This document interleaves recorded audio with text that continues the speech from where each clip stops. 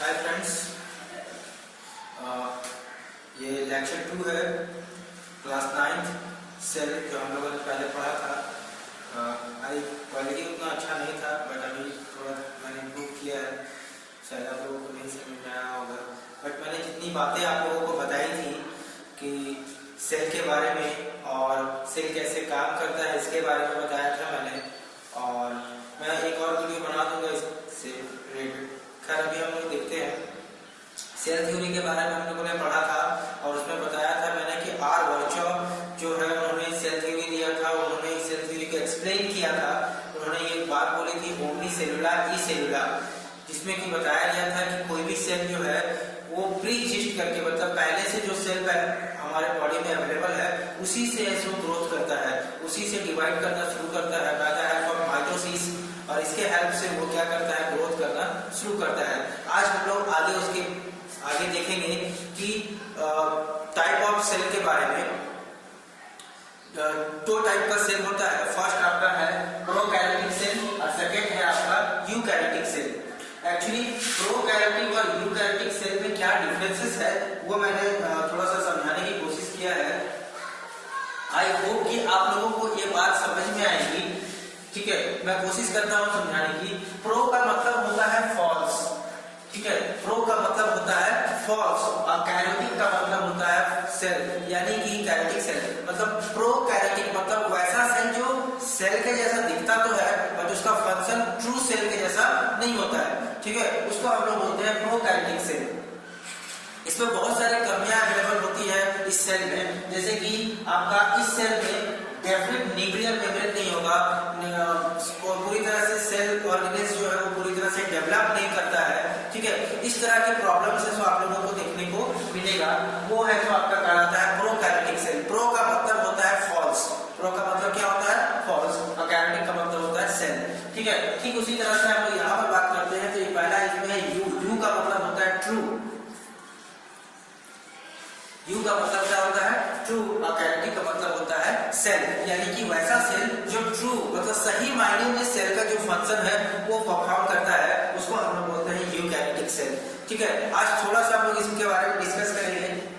ठीक है, प्रोकैरियोटिक जो जिसमें कि हमने बताया कि जो फॉल्स सेल है, फॉल्स सेल मतलब वो सेल के जैसा फंक्शन जो प्रॉपर वे में सेल का जो फंक्शन है वो नहीं कर पाता है। जैसे कि इसमें बहुत सारी डेफिशिएंसी है या कमियां देखने को मिलता है, जैसे कि नो डेफिनेट न्यूक्लियर मेम्ब्रेन। ये प्रोकैरियोटिक सेल में पहला डिफरेंस ये है कि इसमें न्यूक्लियर मेम्ब्रेन जो होगा वो आपका डेफिनेट नहीं होगा, मतलब पूरी तरह से न्यूक्लियर मेम्ब्रेन ढका हुआ नहीं रहेगा। पूरा एक स्ट्रक्चर जो बना हुआ रहता है यूकैरियोटिक में डबल मेम्ब्रेन का जो न्यूक्लियर मेम्ब्रेन होता है उस तरह का न्यूक्लियर मेम्ब्रेन आप लोगों को प्रोकैरियोटिक में देखने को नहीं मिलेगा। लेकिन यूकैरियोटिक में अगर हम बात करें तो ट्रू न्यूक्लियर मेम्ब्रेन जो न्यूक्लियर मेम्ब्रेन एक्चुअल में जो होना चाहिए था वो न्यूक्लियर मेम्ब्रेन है जो आपकी यूकैरियोटिक में देखने को मिलेंगे।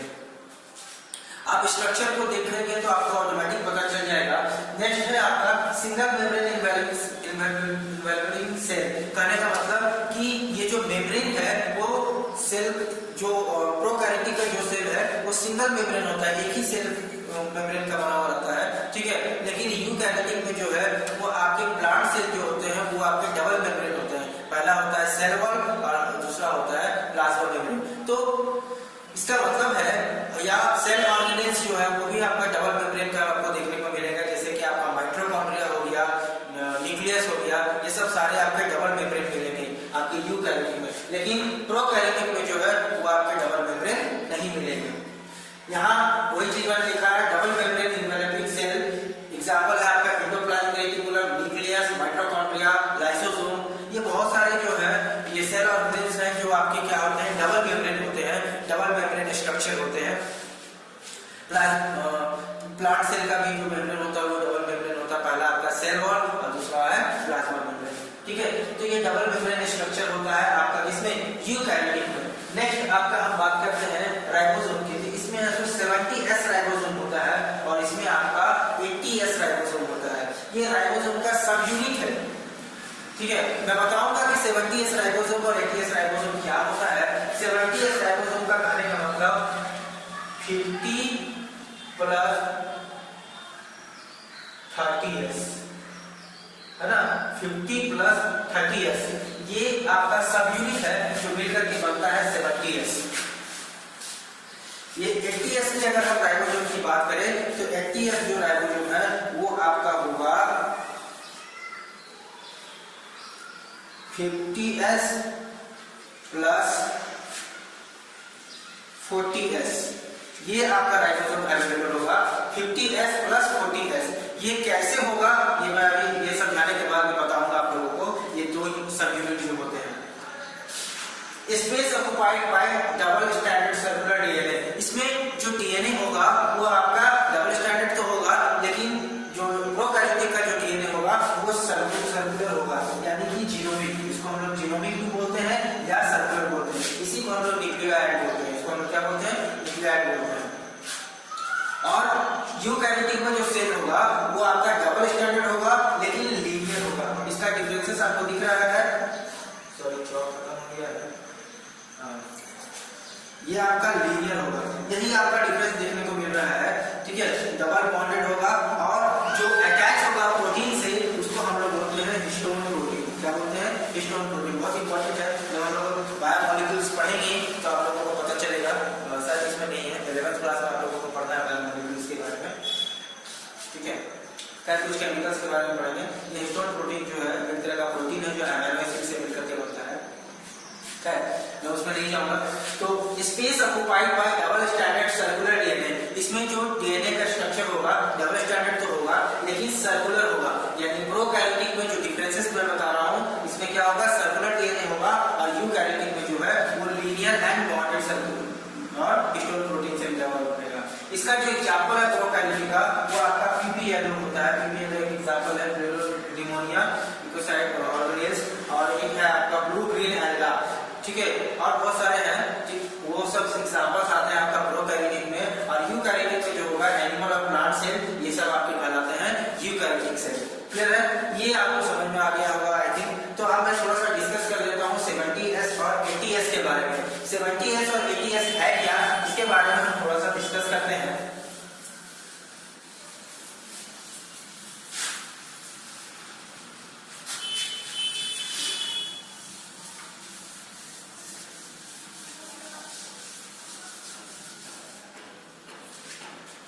तो यहां पर हम लोग बात करते हैं राइबोसोम की,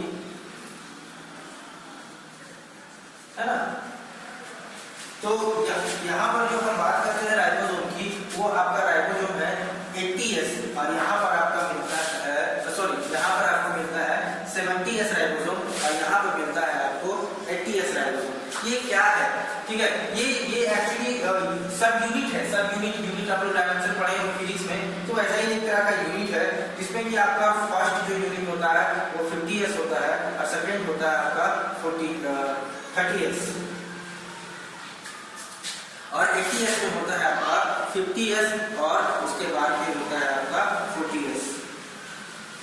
ठीक है, और इस यूनिट को, सब यूनिट को हम लोग जो बोलते हैं इसको बोलते हैं लार्ज सब यूनिट। इसको हम लोग क्या बोलते हैं?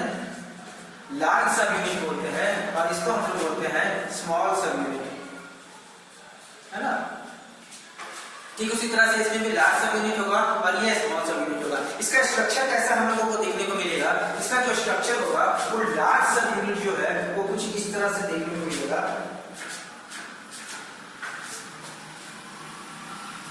जो लार्ज सब यूनिट है वो कुछ ऐसा देखने को मिलेगा आपको। ठीक है, और उसके अंदर में एक छोटा सा स्मॉल सब यूनिट, ये आपका 50S है और ये आपका 30S है। और ठीक उसी तरह से यहां पर भी आपको देखने को मिलेगा जो राइबोसोम है वो आपको ऐसा ही देखने को मिलेगा। ये आपका है गया 50S और ये हो गया आपका 40S।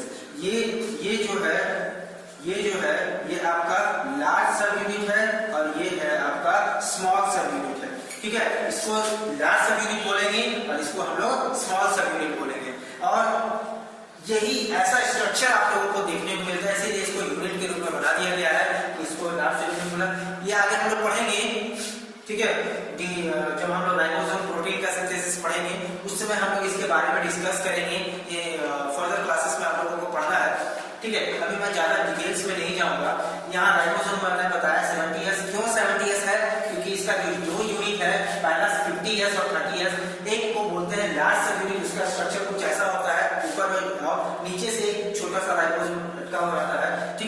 3D स्ट्रक्चर में थोड़ा बेहतर दिखेगा। ये एक्चुअली नीचे दिखा दिया गया है, नीचे होता नहीं है, उसकी बगल साइड से मतलब 3D यहाँ पर नहीं दिखाया जा रहा है, ये 2D वॉल है, इसके लिए पॉसिबल नहीं है 3D बनाना।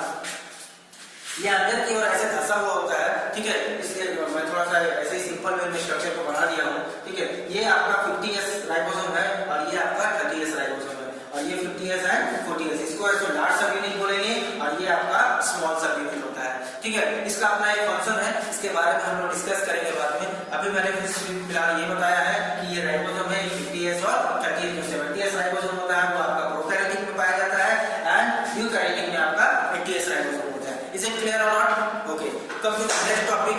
हम लोग आप बात करते हैं प्रोकैरियोटिक की। तो प्रोकैरियोटिक जनरली 2 टाइप का होता है, एक होता है ग्राम पॉजिटिव बैक्टीरिया और एक होता है ग्राम नेगेटिव बैक्टीरिया।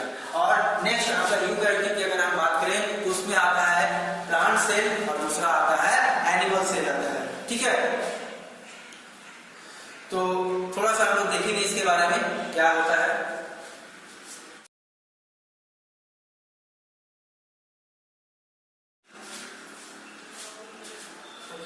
देन अभी हम लोग प्रोकैरियोटिक के बारे में पढ़ेंगे, ठीक है। प्रोकैरियोटिक जो होता है वो आपका एक तरह का बैक्टीरिया से ही होता है। प्रोकैरियोटिक जनरली आपको बैक्टीरिया ही मिलेगा प्रोकैरियोटिक, ठीक है। तो जो बैक्टीरिया सेल के बारे में थोड़ा सा पढ़ लेते हैं। तो 2 टाइप का होता है, एक आपका ग्राम पॉजिटिव और एक दूसरा होता है आपका ग्राम नेगेटिव। ये प्रोकैरियोटिक बैक्टीरिया के बारे में मैं बता रहा हूँ, ठीक है।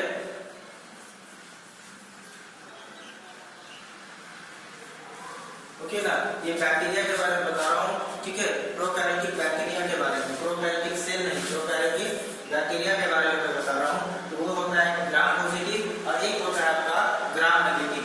कैसे हम पहचानेंगे ग्राम पॉजिटिव या ग्राम नेगेटिव है, ठीक है। तो बैक्टीरिया को स्टेनिंग प्रोसीड्यूर के द्वारा हम लोग स्टेन करके हम लोग उसको देखते हैं, ठीक है। अगर स्टेन हो गया, अगर कोई स्टेन हो गया स्टेन प्रोसीड्यूर में अगर वो स्टेन हो जाता है तो वैसा बैक्टीरिया ग्राम पॉजिटिव बैक्टीरिया कहलाता है, और जो स्टेन नहीं होता है वो आपका ग्राम नेगेटिव बैक्टीरिया कहलाता है, ठीक है। तो ग्राम पॉजिटिव बैक्टीरिया और ग्राम नेगेटिव बैक्टीरिया ये दोनों अलग अलग चीजें होती है, ठीक है। और इस बैक्टीरिया में थोड़ा सा ये भी देखना होता है कि चाहे वो ग्राम पॉजिटिव हो चाहे वो ग्राम नेगेटिव बैक्टीरिया हो, उसमें ग्लाइकोकैलिक्स होता है। तो ग्लाइकोकैलिक्स अगर लूज है, अगर वो ग्लाइकोकैलिक्स लूज है तो उसको अलग लूज है तो स्लैब मोड कहते हैं, मतलब लूज कर रहता है। और एक में सो हार्ड होता है, एक ग्लाइकोकैलिक्स है जो किसमें क्या होता है, एक हार्ड होता है, ठीक है। तो ये बैक्टीरिया के कुछ है जो आपके कैरेक्टरिस्टिक्स हैं, आप लोग है जो फाइलम में पढ़ेंगे इसके बारे में, बैक्टीरिया के बारे में डिटेल से, ठीक है। तो मैं जैसे ये बताना था कि ग्राम पॉजिटिव और ग्राम नेगेटिव बैक्टीरिया को कैसे हम लोग स्टेन करेंगे। जो स्टेन हो जाएगा उसको ग्राम पॉजिटिव बोलेंगे और जो स्टेन नहीं होगा उसको हम लोग ग्राम नेगेटिव बोलेंगे, ठीक है। नेक्स्ट हम लोग देखते हैं अब यूकैरियोटिक का टाइप। ये ज्यादा इंपॉर्टेंट था, ठीक है। अब यूकैरियोटिक में हम लोग देखते हैं